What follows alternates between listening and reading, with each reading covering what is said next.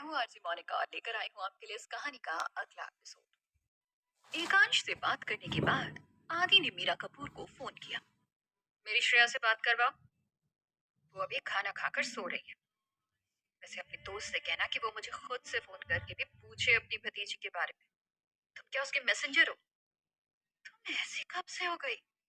मैं एकदम सही हूँ। उसे एकांश को सबक मिलना जरूरी था। उसने जो मेरे साथ किया था उसके बाद वो यही डिजर्व करता था। एकांश ने बिल्कुल ठीक किया था तुम्हारे साथ। तुम इसी के लायक थी। और रही बात श्रेया की, उसका क्या उस पर बिल्कुल भी तरस नहीं आता? वो मेरी बहन की इकलौती निशानी है। मैं उसका पूरा ख्याल रख रही हूँ और वो भी आराम से सो रही है। वो बेचारी बोल नहीं सकती तो तुम्हें कैसे पता कि वो आराम से है या नहीं? How cruel you are Meera. Aadi, अगर तूने यही सब बकवास करने के लिए फोन किया ना तो बेटर है फोन रख दे। अब आदि ने गुस्से में फोन काट दिया।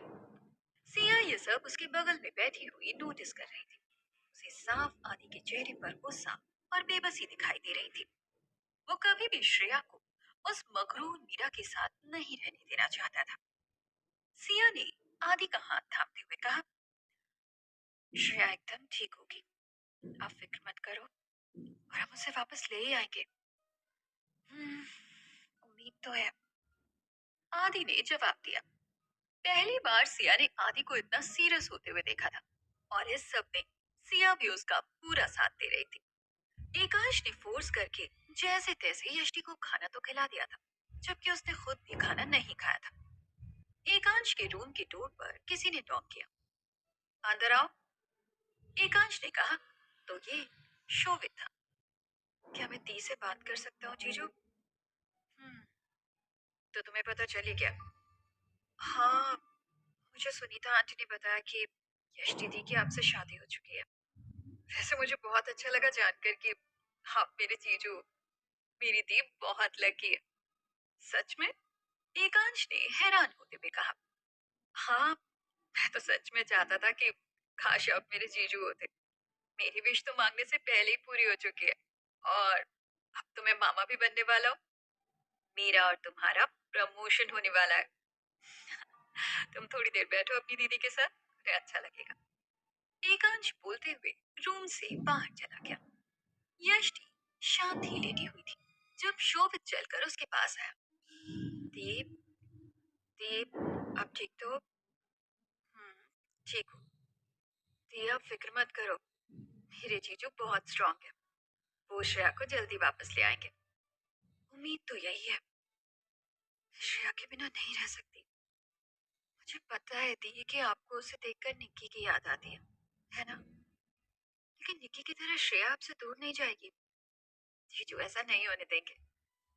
यष्टि ने शोभित की बातों को सुनकर अपनी बाहें फैला दी और शोभित को गले से लगा लिया। यष्टि रो रही थी और शोभित उसे चुप करवा रहा था। लेकिन कहीं न कहीं यष्टि को शोभित की बातों से कुछ तो राहत मिली थी। यकीन तो उसे भी था एकांश पर कि वो उसकी श्रेया को वापस ले आएगा। लेकिन उसे गिल्ट इस बात का था कि उसकी एक छोटी सी गलती की वजह से उसने श्रेया को खो दिया था। आदि और सिया वहां आ चुके थे। आदि ने डोरबेल बजाई तो सुनीता जी ने डोर खोला। आदि तो जैसे दौड़ता हुआ एकांश के घर में दाखिल हुआ था। एकांश कहाँ है? बेटा, वो स्टडी रूम में है। ओके, सिया, तुम यष्टि भाभी के पास जाओ, मैं एकांश के पास जाता हूँ। आप सिया एकांश के रूम की तरफ और आदि स्टडी रूम में एकांश के पास चला गया। एकांश ने गले मिलकर आदि को वेलकम किया। तेरा इंतजार था मुझे। यष्टि को संभालना मुश्किल हो रहा है। अब बताइए सब हुआ कैसे? मीरा ने आपके क्या चाल चली जो वो ये केस जीत गए? और ये विशांत सिंघानिया आखिर है कौन? वो एक बिजनेसमैन है, उससे ज्यादा कुछ नहीं पता उसके बारे में। क्या वो मीरा से प्यार करता है? तुझे लगता है कि मीरा किसी से प्यार के लिए शादी करेगी? सॉरी अगर तुझे बुरा लगे, लेकिन असल में मीरा ने उसे सिर्फ और सिर्फ उसके पैसे के लिए ही शादी की होगी। मुझे इस बात का बिल्कुल भी बुरा नहीं लगा, क्योंकि मुझे खुद श्रेया का उसके पास रहना अच्छा नहीं लग रहा है। अब क्या कर सकते हैं? Do you have any idea? हम्म, एक आइडिया है, जल्दी बता। मीरा का पिछला ट्रैक रिकॉर्ड निकालना पड़ेगा कि वो कितनी बड़ी गोल्ड डिगर है और इससे पहले उसके कितने अफेयर रह चुके हैं। इसके अलावा मैं हूँ उसके अगेंस्ट गवाही देने के लिए। क्या हुआ अगर वो मेरी बहन है? अगर सच तो यही है कि वो श्रेया को सिर्फ एक विनिंग प्राइज समझती है, उससे ज्यादा कुछ नहीं। सही कहा तूने। वैसे कोर्ट ने तो 15 दिन का टाइम दिया है, तो क्या हम उससे पहले कोर्ट में डेट को प्रीपोन कर सकते हैं क्या? वेट, मैं लॉयर से पता करता हूँ। अगर हम डेट को चेंज करते हैं तो हम जल्दी डेट को प्रीपोन करवाते हैं, ताकि श्रेया को उसके पास और ना रहना पड़े। लेकिन उस रिकॉर्डिंग को हम कैसे चैलेंज करेंगे जो उसने कोर्ट में पेश की थी? क्योंकि यष्टि ने उसमें सुनाई देने वाली अपनी आवाज पर हामी भर दिया। इसके बाद इसे झुठलाया नहीं जा सकता। मैं हूं ना यार, उस ऑडियो में मेरे बारे में ही बात हो रही थी, तो मैं इसका भी कोई ना कोई हल निकाल लूंगा। पहले हमें डेट प्रीपोन करानी होगी। आदि, तेरे आने से बता नहीं सकता मैं कि मुझे कितना सुकून मिल रहा है। मेरे दिमाग ने तो काम करना ही बंद कर दिया था। ऐसा होता है यार, लेकिन अगर तू मुझे उसी टाइम बुला लेता तो शायद मैं ऐसा कभी नहीं होने देता। वो मेरी रियल सिस्टर है और मेरी गवाही बहुत मैटर करती है कोर्ट में। जब से मेरे पास वो नोटिस आया था तब से मेरे दिमाग में कोई ख्याल ही नहीं आया। असल में मुझे पता भी नहीं था कि मीरा के पास ऐसी कोई रिकॉर्डिंग भी है। वैसे एक बात बता, यष्टि भाभी को तूने क्या अभी तक बताया नहीं कि तू उनसे क्या छुपा रहा है? मैं उसको बताकर डराना नहीं चाहता, तो मैंने उसे एक कहानी बनाकर सुना दी है। अब पता नहीं वो इसे सच मान रही है या फिर नहीं। मैंने तुझे पहले भी कहा था कि इन सबसे दूर रहना, लेकिन तुझे तो जैसे धुन चढ़ी हुई है। चल, एनीवेज, कोई अपडेट? नहीं, अभी तक नहीं। इस केस को लेकर कोई टेंशन मत ले। अब मैं आ चुका हूँ ना, तेरा गवाह बनकर। रुक, मैं जरा लॉयर से बात करके आता हूँ। इतना बोलने के साथ आदि अपने कान पर फोन लगाकर बाहर चला गया। इधर यष्टि के रूम में जब सिया आई तब शोभित यष्टि के पास ही बैठा था। जैसे ही शोभित की नजर सिया पर पड़ी तो वो दौड़कर सिया के गले लग गया। दीप, संभालो ना यष्टि दी को। आप आ गई हो ना? बोलो इनसे कि जीजू श्रेया को वापस ले आएंगे। कब से समझा रहा हूँ कि आप टेंशन मत लो। मेरा भांजा या भांजी जो भी होगा उसकी भी तबीयत खराब हो जाएगी। सब कुछ सुन लेने के बाद सिया के कान भांजे या भांजी वाली बात पर खड़े हो गए। क्या कहा तूने अभी? भांजा या भांजी? मतलब मैं मौसी बनने वाली हूँ? हाँ दीदी, इसका यही मतलब होता है। मैं मामा और आप मौसी बनने वाली हो। सिया ने तो सुनते के साथ ही यष्टि को कसकर गले से लगा लिया। मुझे समझ नहीं आ रहा है यार कि मैं खुश हूँ या दुखी। लेकिन तुझे सच में अपना ख्याल रखना चाहिए। शोभित सही बोल रहा है। रही बात श्रेया की, तो एकांश जीजू कुछ भी करके उसे वापस ले ही आएंगे। जीजू और आदि अभी इस बारे में बात कर रहे हैं। लेकिन अगर तू इस तरह से हार मानेगी तो कैसे काम चलेगा यष्टि? तुझे तो श्रेया के परमानेंट वेलकम की तैयारी करनी चाहिए। उसके नन्हे नन्हे कदम जल्द ही वापस इस घर में पड़ने वाले हैं।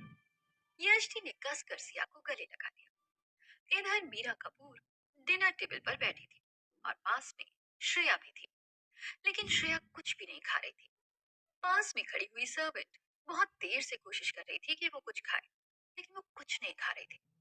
जब मीरा कपूर उस पर जोर से चिल्लाई, Shreya, don't test my patience. अगर मुझे गुस्सा आ गया ना तो तुम जानती नहीं हो मुझे। श्रेया एकदम से घबरा गई मीरा को इस तरह चिल्लाते हुए सुनकर। जब सामने से आवाज आई, कोई छोटी बच्ची के साथ ऐसे बर्ताव करता है क्या? Don't you have heart? Meera ने उस तरफ देखा तो वो हैरान थे। आखिर वो शख्स कौन था जिसकी आवाज सुनकर मीरा चौंक गई थी? और इस शख्स को श्रेया की इतनी परवाह भी थी। क्या आदि और एकांश का प्लान सक्सेसफुल हो पाएगा? उम्मीद तो आदि को पूरी है, लेकिन जब तक उसकी उम्मीद पूरी नहीं हो जाती तब तक तो वो सिर्फ एक प्लान ही था। तो आगे क्या होना बाकी है इसके लिए इंतजार करिए इसका। मीरा उस शख्स को देखकर एकदम से हड़बड़ा कर खड़ी हो गई। आप इतनी जल्दी? मेरा मतलब है, आप तो अगले हफ्ते आने वाले थे ना। मेरे आने या ना आने का मुझे तुम्हें बताने की जरूरत नहीं है। और हाँ, मैं ये सब नहीं देखना चाहता कि तुम एक बच्ची के साथ ऐसे बिहेव करो। और तुम नाम है तुम्हारा? विशांत ने उस फीमेल सर्वेंट से पूछा। साहब, मेरा नाम रेखा है। हाँ तो रेखा, आज से श्रेया तुम्हारी जिम्मेदारी है जब तक वो यहाँ है। और मैं बिल्कुल नहीं चाहता कि इसकी देखभाल में कोई चूक हो। कोई भी बच्ची पर अपनी आवाज ऊंची नहीं करेगा। इससे बच्चे के अंदर डर बैठ जाएगा। जी साहब, मैं इस बात का ध्यान रखूंगी। और तुम मेरे साथ आओ, मुझे तुमसे बात करनी है। बोलते हुए विशांत अपना लैपटॉप बैग और एक हाथ में कोट लेकर अपने रूम की तरफ चला गया। विशांत की उम्र लगभग 28 साल की थी। फेयर स्किन, डार्क आईज, घुंघराले बाल, 5 फीट 11 इंच की हाइट। देखने में विशांत काफी शांत और गंभीर किस्म का इंसान था। लेकिन जब उसे गुस्सा आता था तो वो एकदम अलग इंसान होता था। इस समय उसे मीरा पर बहुत ज्यादा गुस्सा आ रहा था। विशांत आगे आगे और मीरा उसके पीछे पीछे विशांत के रूम की तरफ बढ़ रहे थे। मीरा ने विशांत के रूम में कदम रखा तो विशांत ने उसे डोर क्लोज करने के लिए कहा। मीरा को इस समय देखकर लग रहा था कोई तो है जिससे उसे डर लगता है। तुम्हें पता है ना कि ये शादी क्यों हुई है? विशांत ने मीरा से कहा। तो मीरा ने उसकी हाँ में हाँ मिलाई। हाँ, मुझे पता है। मैं यहाँ उस बच्ची को टॉर्चर करने के लिए नहीं लाया हूँ। तुम्हें तो शर्म आनी चाहिए। तुम्हारी बहन की इकलौती निशानी है। मुझे उस बच्ची के लिए बुरा लग रहा है तो तुम्हें क्यों नहीं लग रहा? ऐसा नहीं है कि मुझे उसका दर्द फील नहीं होता मिस्टर सिंघानिया। बच्चों को डिसिप्लिन में रखने के लिए कई बार सख्त होना पड़ता है। तुम्हें लगता है कि उस बेजुबान के ऊपर तुम्हें सख्ती दिखाने की जरूरत है। आज के बाद अगर मैंने तुम्हें उस बच्ची के साथ इस तरह का बिहेवियर करते हुए देखा तो मैं भूल जाऊंगा कि हमारे बीच में कोई कॉन्ट्रैक्ट हुआ है। शायद एकांश ही उस बच्ची को असल में डिजर्व करता है। मैं आगे से ध्यान रखूंगी कि ये सब ना हो। अब तो मेरे रूम से बाहर जा सकती हो। विशांत ने अपने रूम के डोर की तरफ इशारा करते हुए कहा। असल में विशांत और मीरा के बीच एक कॉन्ट्रैक्चुअल मैरिज हुई थी जो सिर्फ कुछ ही टाइम के लिए थी। विशांत का मकसद एकांश की फैमिली से क्लोज आना था और मीरा का मकसद विशांत से शादी का कॉन्ट्रैक्ट खत्म होने के बाद उससे मिलने वाली एलिमनी को लेना था। विशांत ने श्रेया की कस्टडी सोच समझ कर ली थी। लेकिन ये तो विशांत के मकसद को पूरा करने की तरफ उसका पहला कदम था। उसे किसकी तलाश है, ये बात तो मीरा को भी नहीं पता थी और ना ही वो इन सब में पढ़ना चाहती थी। मीरा को भी नहीं पता था कि वो एकांश की फैमिली के करीब क्यों आना चाहता था। वो बस अपने मतलब से उसका साथ दे रही थी। इधर आदि ने लॉयर से बात की तो उन्होंने उसे बताया अगर आप चाहें तो कोर्ट के सामने रीजन देकर प्रीपोनेंट के लिए अप्लाई कर सकते हैं। लेकिन ये कोर्ट पे डिपेंड करता है कि आपकी अपील को वो एक्सेप्ट करे या रिजेक्ट। लेकिन मैं अपील लेटर इस तरह से बनाऊंगा कि आपकी अपील रिजेक्ट ना हो सके। ठीक है, तो मैं आज ही आ रहा हूँ आपके पास। ओके एकांश, हमें अभी निकलना है। मेरी लॉयर से बात हो गई है, वो आज ही अपील सबमिट करेंगे। हो सकता है हमें परसों की डेट भी मिल जाए। हमें अपनी तरफ से पूरी कोशिश करनी है। Okay, let's not waste time. बोलते हुए एकांश ने टेबल से अपना फोन उठाया और आदि के साथ निकल गया। आदि एकांश की कार से ही अपने लॉयर के ऑफिस जा रहा था। जितनी जल्दी एकांश को थी श्रेया को वापस पाने की, उतनी जल्दी आदि को भी थी। जल्द ही आदि और एकांश आदि के लॉयर के ऑफिस पहुंच गए थे। केस डिस्कस करने के बाद एकांश ने लॉयर से इन सब को थोड़ा स्पीड से निपटने के लिए कहा। उसे श्रेया और यष्टि दोनों की ही फिक्र हो रही थी। लॉयर से डेट प्रीपोनमेंट की अपील करवाकर एकांश और आदि वापस एकांश के घर के लिए निकल गए। अब तो सिर्फ कोर्ट के एक्सेप्टेंस का वेट करना था। आदि और सिया आज एकांश के घर पर ही रुके थे, लेकिन अलग अलग रूम में, क्योंकि उन्होंने अभी नहीं बताया था कि वो लोग मैरिड हैं और आदि इस कॉम्प्लिकेटेड सिचुएशन को और नहीं उलझाना चाहता था। इस सब से बाहर आने के बाद वो एक शानदार रिसेप्शन पार्टी के साथ अपनी शादी को अनाउंस करना चाहता था। एकांश अपने रूम में यष्टि के साथ और आदि अपने रूम में था। इधर सिया अपने रूम में थी। वो खुद उस टाइम को याद कर रही थी जब वो रात भर श्रेया के साथ रुकी थी। उसने सिया और आदि को थका दिया था, लेकिन वो सोने का नाम नहीं ले रही थी। श्रेया की क्यूटनेस हर किसी का दिल जीत लेती थी। शायद इसी वजह से विशांत को भी मीरा का बर्ताव श्रेया के लिए अच्छा नहीं लगा था। एकांश यष्टि को प्यार से संभाल रहा था कि कहीं उसकी कंडीशन खराब ना हो जाए। इस सब सिचुएशन में एकांश ने बहुत ही समझदारी से काम लिया था और आदि के आने के बाद से तो उसकी स्ट्रेंथ और बढ़ गई थी। अब वो दिन दूर नहीं था जब एकांश अपनी लाइफ में श्रेया को वापस ले आने वाला था। इधर विशांत सिंघानिया बार काउंटर पर बैठकर विस्की पी रहा था जब उसका दिमाग किसी ख्याल में खोया हुआ था। विशांत ने अपना फोन उठाया और वो कुछ तस्वीरें देख रहा था अपने फोन में। शायद उसे उसी शख्स की तलाश थी जिसकी वो फोटोज देख रहा था। मीरा कपूर अपने रूम में जा रही थी जब उसकी नजर विशांत पर पड़ी। असल में वो उसकी पर्सनालिटी और स्टेटस की वजह से उसकी तरफ काफी अट्रैक्ट हो रही थी। मीरा कपूर के कदम विशांत की तरफ बढ़ रहे थे। उसने जाकर विशांत के कंधों पर अपना हाथ रखा और उसके ऊपर झुककर खड़ी हो गई। मैंने ड्रिंक की है, लेकिन मैं इतने नशे में भी नहीं हूँ कि तुम्हारी इंटेंशन न भाप सकूं। आज तो तुमने ये जुर्रत कर दी है, लेकिन आज के बाद ये कोशिश करना भी मत। मेरे ऊपर सिर्फ एक ही शख्स का हक है।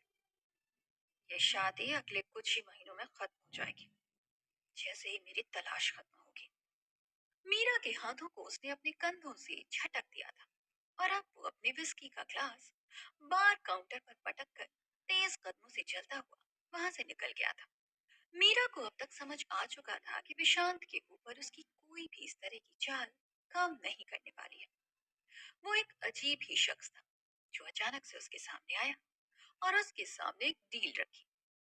शादी महज कुछ ही महीनों की थी, जिसके बाद वो मीरा को बहुत बड़ी एलिमनी अमाउंट भी देने वाला था। श्रेया को इस घर में लाना भी मीरा की जिद को पूरा करने के लिए नहीं था, बल्कि सिर्फ एकांश की फैमिली के नजदीक जाने के लिए था। आखिर ऐसा कौन सा शख्स था जिसके लिए विशांत ने इतना कुछ प्लान किया है? विशांत के लिए मीरा सिर्फ एक मोहरा थी, एकांश की फैमिली के नजदीक जाने के लिए। विशांत का अगला स्टेप अनएक्सपेक्टेड था, जो उसे एकांश की फैमिली के एकदम करीब लाने वाला था। इधर एकांश, आदि, सिया, यष्टि, शोभित और सुनीता जी यही सोचते हुए रात काट रहे थे कि कल क्या होने वाला है। क्या उनकी अपील एक्सेप्ट होगी? और अगर अपील एक्सेप्ट हो भी जाती है तो क्या आदि की गवाही से वो सब पॉसिबल हो पाएगा जो उन लोगों ने सोचा था?